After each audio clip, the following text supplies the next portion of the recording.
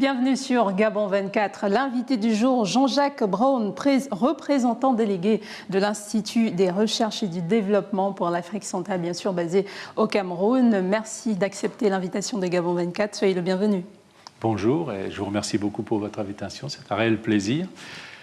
On vous a rencontré à Libreville dans le cadre de ce symposium international sur les estuaires et les dangers qu'elle encourt. On parle avec vous de l'IRD, l'Institut de recherche pour le développement. Qu'est-ce que c'est véritablement? On sait ce que veut dire l'acronyme, mais qu'est-ce que ça cache? Qu'est-ce qu'il y a derrière? Est-ce que c'est, comme certains le pensent, une université ou alors Non, l'IRD est un institut de recherche français qui travaille essentiellement dans les zones méditerranéennes et dans les pays de la ceinture intertropicale. Si on compare le nombre de personnes travaillant dans et autour de l'IRD, ça représente à peu près 7000 personnes. Mais en tant qu'agent du gouvernement français, donc on est fonctionnaire français, il y a 2050 agents, il y a 750 chercheurs, donc ayant des doctorats, etc.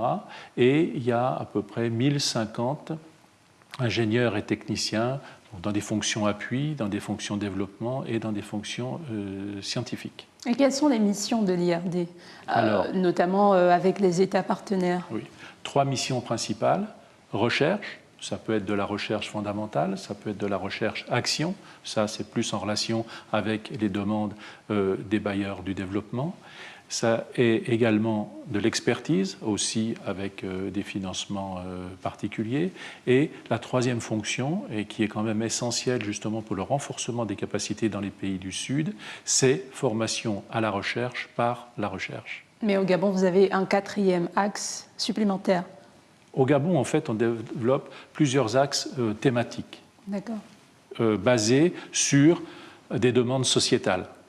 D'accord. Donc des enjeux sociétaux, par exemple l'enjeu sur la gestion et la préservation, conservation des environnements littoraux et marins, la gestion durable des écosystèmes forestiers, et il y a encore un 3e axe qui est la santé et le bien-être des populations, et le 4e axe qui est tout ce qui concerne la ville durable, inclusive et résiliente. Alors, comment se situe la recherche ou alors le soutien de l'IRD par rapport au gouvernement gabonais? Est-ce que vous êtes juste au niveau des recherches ou alors vous êtes également dans les phases de mise en œuvre? Pourquoi pas le financement, par exemple?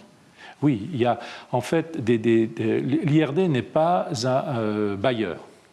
Il accompagne les institutions ou les universités gabonaises pour développer des projets. Alors, des projets qui peuvent être soit financés sur des fonds recherche propres.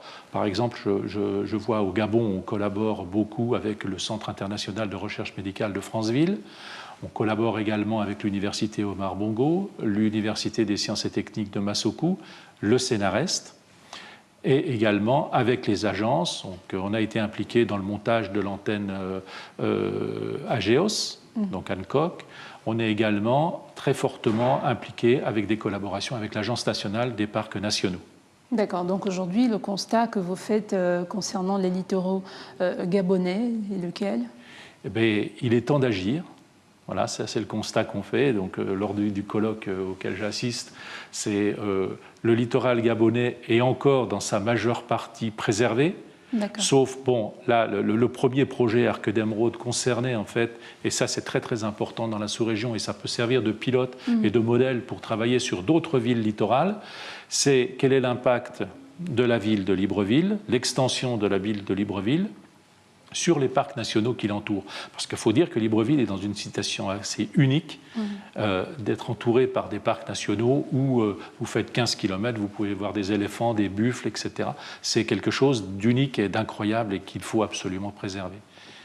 Mais on ne peut pas non plus empêcher le développement urbain et bon, il faut que les gens arrivent à se développer, mais de façon harmonieuse en préservant les écosystèmes naturels.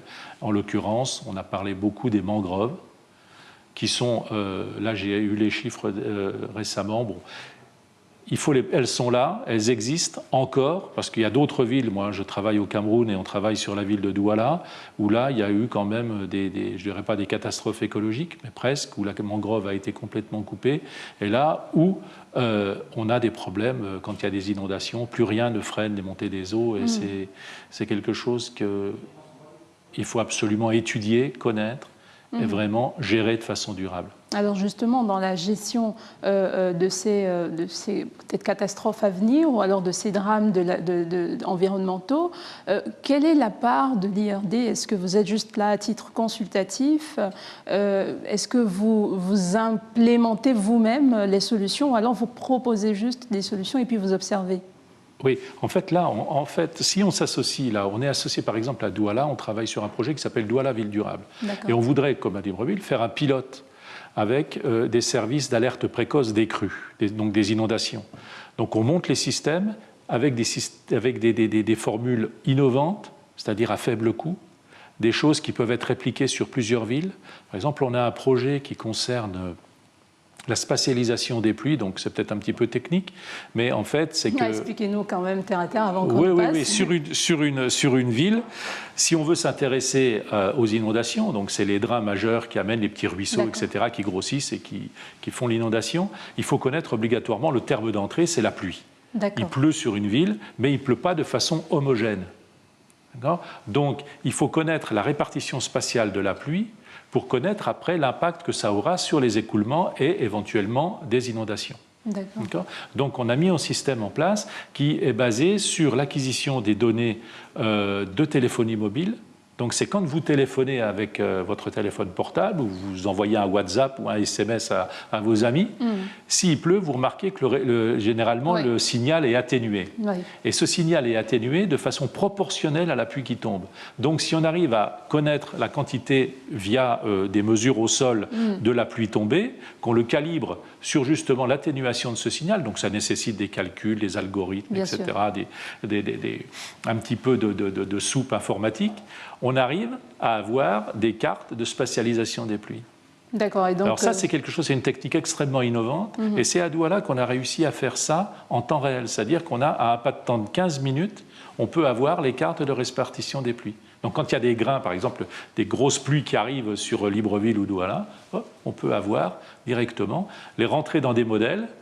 Et on peut avoir des systèmes d'alerte qui alertent les gens en disant oui, bon, bah là, d'ici X temps, vous aurez une inondation dans votre secteur, etc. Ou aussi, il y a associé aux inondations, il y a souvent des glissements de terrain. Et je crois que c'est le cas de Libreville. Il y a eu les années précédentes, je crois, des décès dus à des glissements de terrain. Est-ce que l'expérience camerounaise pourrait forcément marcher au Gabon C'est l'idée. C'est l'idée, c'est-à-dire qu'on monte des pilotes fortement instrumentés qu'on voudrait répliquer dans différentes situations.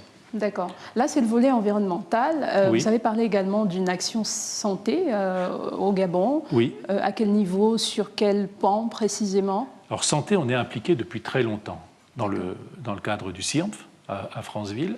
Et en Vous avez dit pour que les téléspectateurs... Centre international de recherche médicale de Franceville. Voilà, c'est plus qu'ainsi. D'accord. Le CIRMF. D'accord. Donc au CIRMF, on travaille...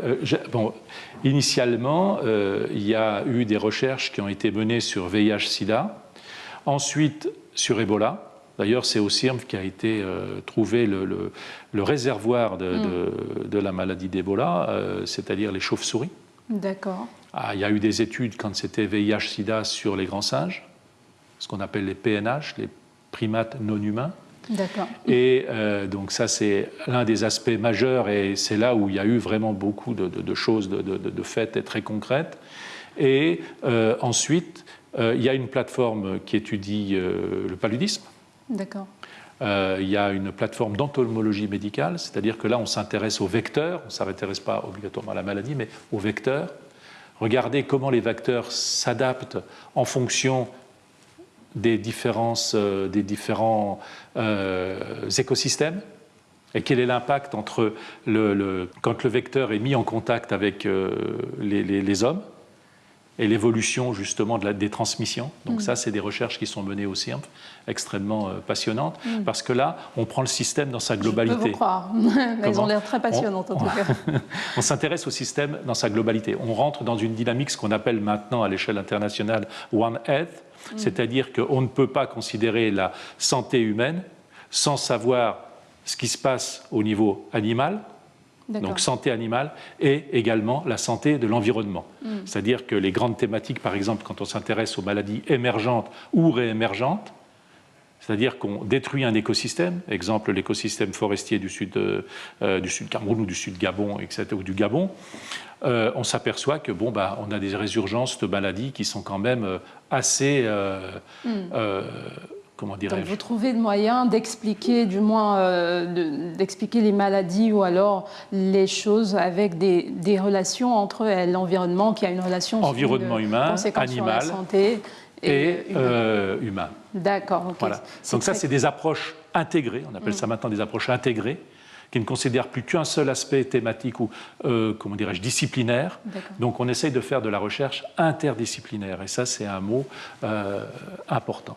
Et c'est très important avec l'évolution du monde. Est-ce que vous pensez à des transferts de compétences vers les pays partenaires, ou alors l'IRD continue de suivre dans un domaine ou dans un aspect particulier de son champ d'intervention?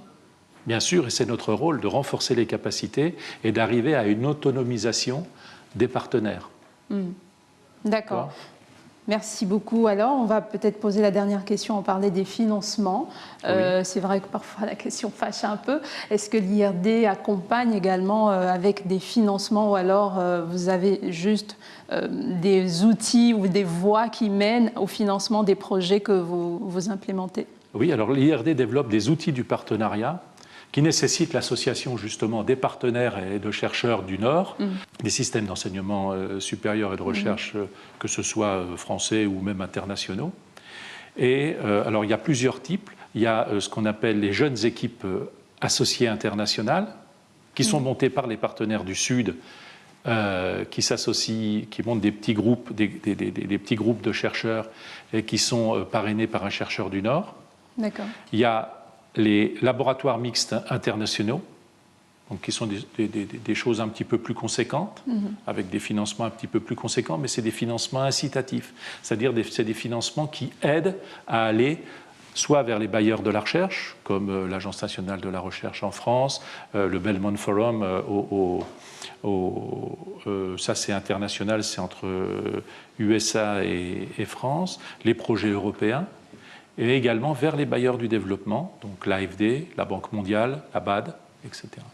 Merci Banque africaine beaucoup. de développement. Merci beaucoup Jean-Jacques Braun d'avoir accepté l'invitation de Gabon 24. Je rappelle que vous êtes le représentant délégué de l'Institut des recherches et du développement basé au Cameroun, mais pour la région, la sous-région Afrique centrale en élargie.